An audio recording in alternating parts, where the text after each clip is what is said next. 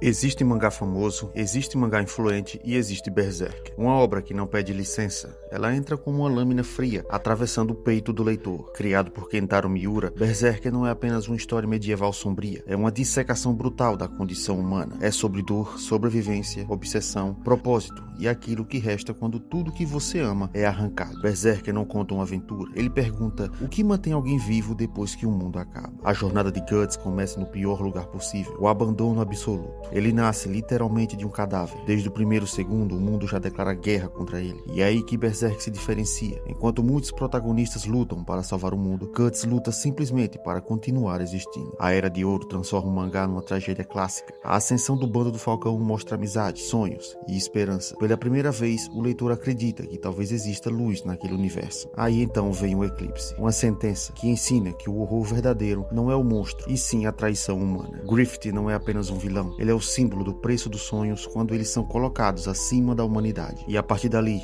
Berserk muda de gênero. De fantasia medieval para terror psicológico existencial. A arte de Miura não é só bonita, ela é absurda. Cada página parece um mural renascentista, desenhado por alguém possuído por perfeccionismo sobrenatural. Armaduras com milhares de linhas, cidades vivas, monstros que parecem nascer de pesadelos coletivos da humanidade. Berserk redefiniu o nível técnico do mangá. Antes dele, o detalhamento extremo era a exceção. Depois dele, virou referência impossível de alcançar. A arte evolui junto com a narrativa. No início, brutal, crua, quase selvagem. Na Era de Ouro, limpa e cinematográfica. Após o eclipse, opressiva, sufocante, cheia de sombras. Nos arcos finais, quase mitológica, algo transcendental. Miura não desenhava cenas, ele construía experiências emocionais visuais. Você não lê Berserker, você o respira. Por baixo da violência extrema existe algo inesperado. Esperança, mas não uma esperança ingênua. Berserker diz que viver dói e que seguir em frente é um ato de rebeldia. Guts representa o ser humano contra o determinismo. A marca do sacrifício simboliza o peso do passado que nunca para de sangrar. Berserk fala sobre trauma e recuperação, solidão masculina silenciosa, amor após destruição emocional, livre-arbítrio versus destino, a natureza do mal humano, o perigo da obsessão por grandeza. Griffith busca significado através do controle. Guts encontra significado através da conexão humana. Um vira Deus e perde a alma. O outro continua humano e por isso continua lutando. Sem Berserker, grande parte da fantasia sombria moderna simplesmente não existiria. Sua sombra aparece em Dark Souls, Bloodborne, Elden Ring, Final Fantasy e Attack on Titan.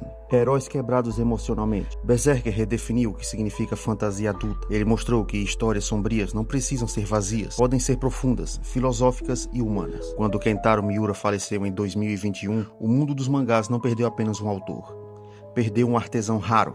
Berserker nunca foi só entretenimento, foi dedicação obsessiva à arte. Cada capítulo levava meses porque Miura se recusava a entregar algo comum. Ele tratava cada página como se fosse eterna, e talvez seja porque Berserker não vive apenas das páginas. Ele vive em leitores que entenderam algo essencial. Ser forte não significa nunca cair, significa levantar carregando cicatrizes. Guts não luta porque acredita que vencerá, ele luta porque parar seria aceitar o vazio. E essa é a razão pela qual Berserk continua gigante. É porque no fundo, Berserk fala sobre todos nós, sobre continuar caminhando, mesmo quando a vida parece um campo de batalha infinito, sobre carregar a própria espada, mesmo quando ela pesa mais que o mundo. Berserk não termina quando você fecha o mangá, ele fica como uma marca invisível, latejando, silenciosa e impossível de esquecer.